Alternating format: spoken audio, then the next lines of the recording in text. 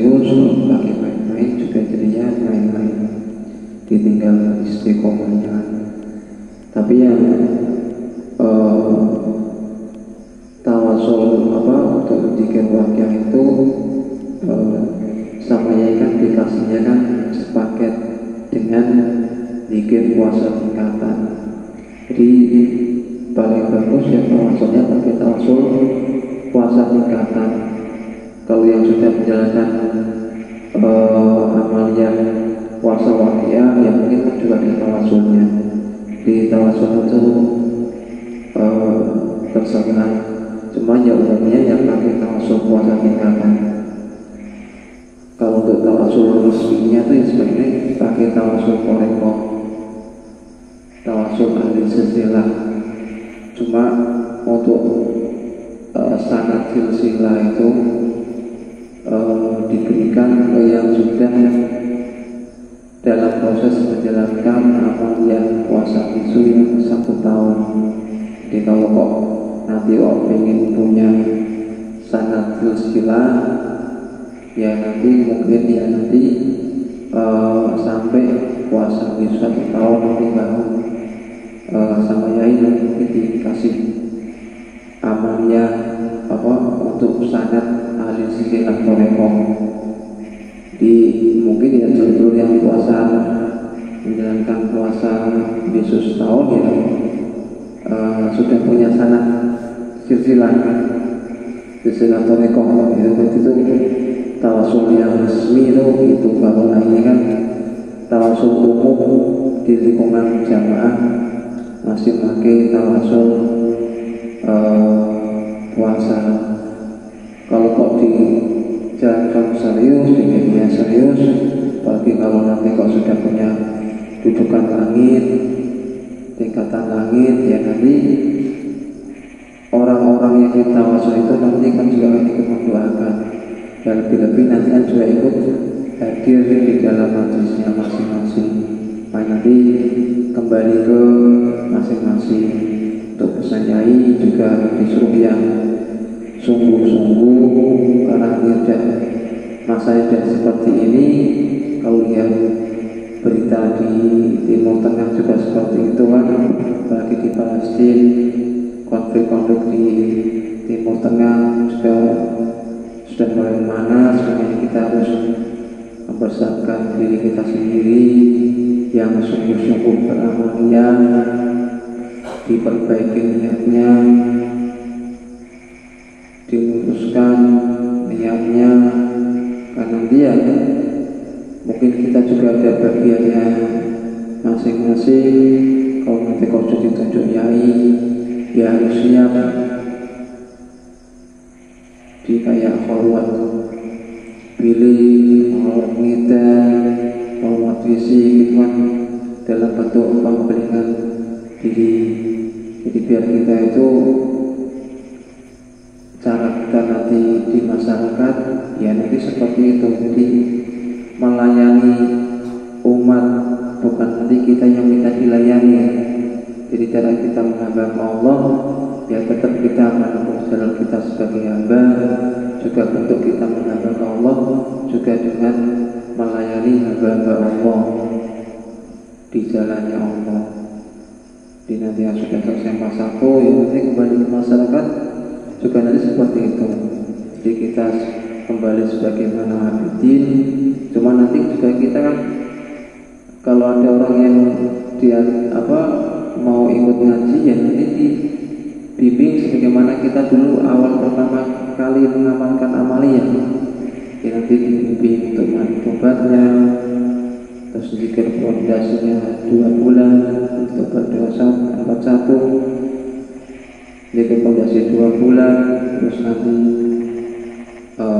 puasa 21, terus puasa 41, baru nanti kan kalau mau pengen lanjut amalnya lagi ya nanti baru diantarkan ke majelis Cirebon.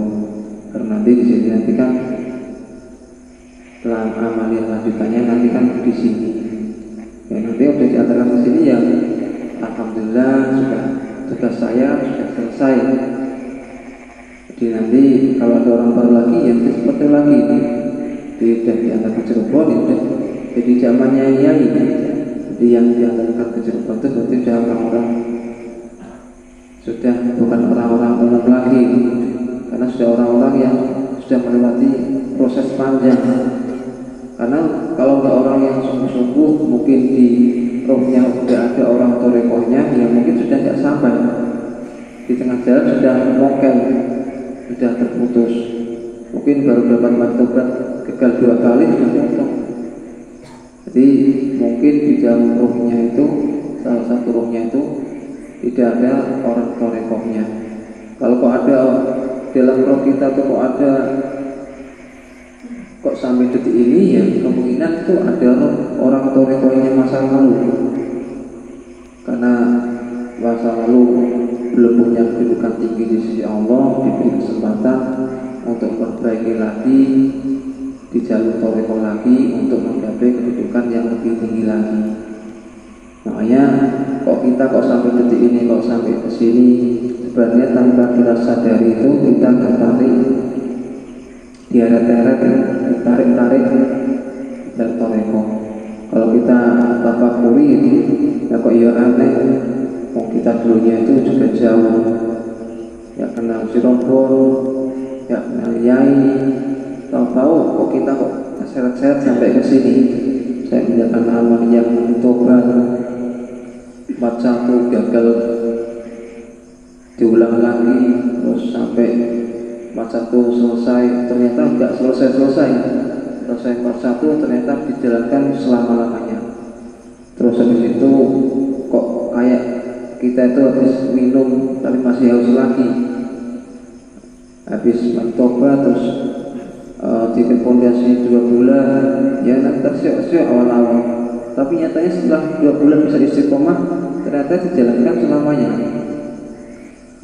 Sebelum itu puasa 21, kalau dipikir kayak itu berat. Mau dilain yang lain semuanya pada agak puasa, kita puasa. Udah puasa kayak seperti Ramadan kan, cuma ini ada dikitnya enggak sedikit, ya dikitnya sedikit, cuma diulang-ulang itu yang jadi banyak. Kalau dikitnya paling bismillah, juga sholawat, ya cuma diulang-ulang sampai 12.000, bahkan sampai 24.000-an. Jadi panjang itu karena diulang-ulang sampai 12.000 kali. Kalau bikinnya cuma pendek, cuma bismillah, sholawat, yang dia latif, kan cuma dikit pendek-pendek.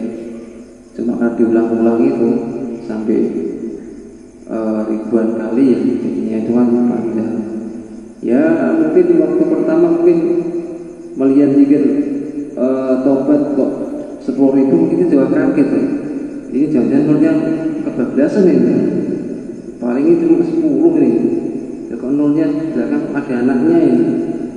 Tapi kan dalam proses menjalankan kan mungkin waktu pertama mau diselesaikan dalam waktu sekali duduk, nyatanya kita tidak mampu. Nah kita nggak mampu karena kita sudah terlelap lebih dahulu, atau nggak mampu kita waktunya yang nggak cukup. Nanti waktunya cukup, kitanya yang nggak mampu, sudah ngantuk duluan. Kita nggak ngantuk, ternyata sudah keburu subuh. Kan perjuangan. Nah itu dalam fase-fase ya bidin dalam kita ngaji. Jadi memang itulah kita sesat kesungguhan. Kesungguhan kita bertobat ke Allah itu kan, itu juga ada nilainya. Makanya jangan bosan-bosan pokoknya. Kok kita kok belum mampu, ya harus jangan menyerah, harus dijalankan terus yang sungguh-sungguh. Nanti juga kalau kok kita sudah diamanain sama Allah kok jamaah, ya nanti ya dimotivasi seperti itu, disemangati. Kita juga semuanya bisa menyemangati, ya harus disemangati. Itu sebenarnya bukan untuk menyemangati orang yang disemangati, tapi seenggaknya itu untuk menyemangati diri kita sendiri biar semangat. Dengan melihat orang lain semangat, kita akhirnya terbawa untuk semangat. Karena ya mau nggak mau kita sadar nggak sadar ya semakin bertambahnya hari, semakin bertambah waktu, ya umur kita ya semakin bertambah dan jatah nafas kita di dunia ya semakin berkurang. Makanya dengan sisa umur yang tersisa kita gunakan dengan sebaik-baiknya untuk yang lagi kholwat, yang semangat diselesaikan, karena nanti itu setelah itu nanti masih banyak PR yang harus dikerjakan, amal-amal yang harus dikerjakan. Ini sampai kholwat di sini satu kan amalan yang hanya bisa dikerjakan di sini kan. Tapi nanti kayak kita kholwat pilih, kholwat fisik yang sebenarnya ya, nanti waktu kita sudah kembali ke masyarakat, terjun ke masyarakat ini, ke masyarakat luas, nilai-nilai kita, nilai-nilai dari kholwat pilih, nilai-nilai dari kholwat fisik, jadi kesungguhannya, pengabdiannya di dalam kholwat pilih, melayani pembangunan di dalam majelis kan, itu kan sebagai pengabdian terakhir kita dalam mengaji. Nanti pengabdian yang sebenarnya nanti waktu di masyarakat. Jadi biar jiwa pembangunnya itu nanti biar muncul, jiwa amanahnya di dalam proses mulai dari awal sampai akhir, digembleng dari ngidam, kholwat pilih, kholwat fisik, itu kan jalur-jalur ekstrim semuanya. Karena itu jalurnya orang-orang sufi semua. Kalau enggak, emang bukan roh kita, enggak ada cetakannya orang tasawuf, orang torekoh, ya udah mental duluan. Baru lihat jajan, enggak bawa apa-apa, enggak boleh jajan, enggak boleh dulu di masjid, enggak boleh minta, wis semua yang diperbolehkan enggak boleh semua. Udah mental duluan. Tapi nyatanya kita sudah melewati kan. Oh ternyata cuma menakutkan di awal. Bukan Pak Awal yang menakutkan ya. Pak Awal mah orangnya murah senyum, suka mengikut, bukan yang menakutkan. Ternyata ya selesai. Ya mungkin kapasitas kita ngidam antara satu orang dengan yang lain, termasuk kapasitas saya, ya mungkin berbeda-beda, tapi seenggaknya itu jadikan bahan untuk tafakur, karena tetap aja itu kan juga ada pelajarannya. Tinggal kita mau tafakuri apa tidak, atau nanti juga terpakai untuk kita kembali ke masyarakat. Itu untuk masalah tawasul. Untuk informasi selanjutnya kan untuk kemungkinan nanti itu di bulan Ramadan Yai tidak mengadakan borong jajanan pedagang kaki lima. Jadi nanti kembali ke seperti waktu takjil mungkin tahun 3 tahun yang lalu, seperti zaman di Tuban. Cuma kalau zaman di Tuban kan proses pembagiannya kan kita yang muter membagikan ke masyarakat. Waktu di sini yang pertama kali takjil juga sama, kita yang membagikan ke masyarakat.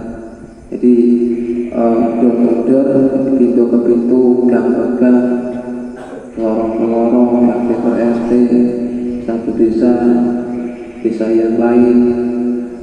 Mungkin untuk pembagian itu sama seperti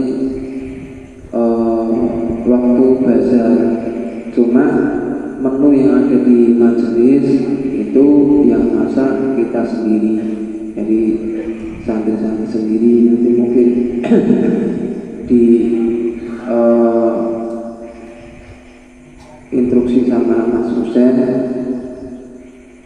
yang mengarahkan untuk yang bagi tugasnya, mungkin nanti juga yang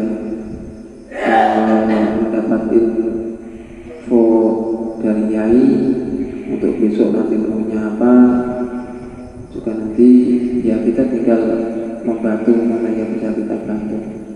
Mungkin nanti kalau kok dibutuhkan ini ya kita tanggap ya wes, kita ya disedekahkan semuanya, waktunya, ya pikirannya, kesempatannya, semuanya dipakai untuk ngaji.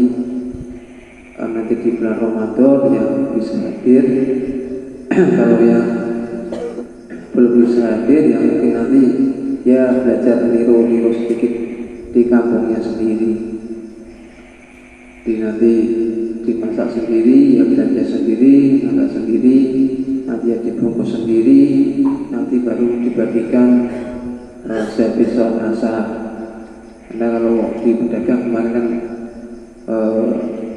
cara rapot sekolah itu banyak nilai yang harus direvisi. Jadi istilahnya itu kurang memuaskan secara kualitas.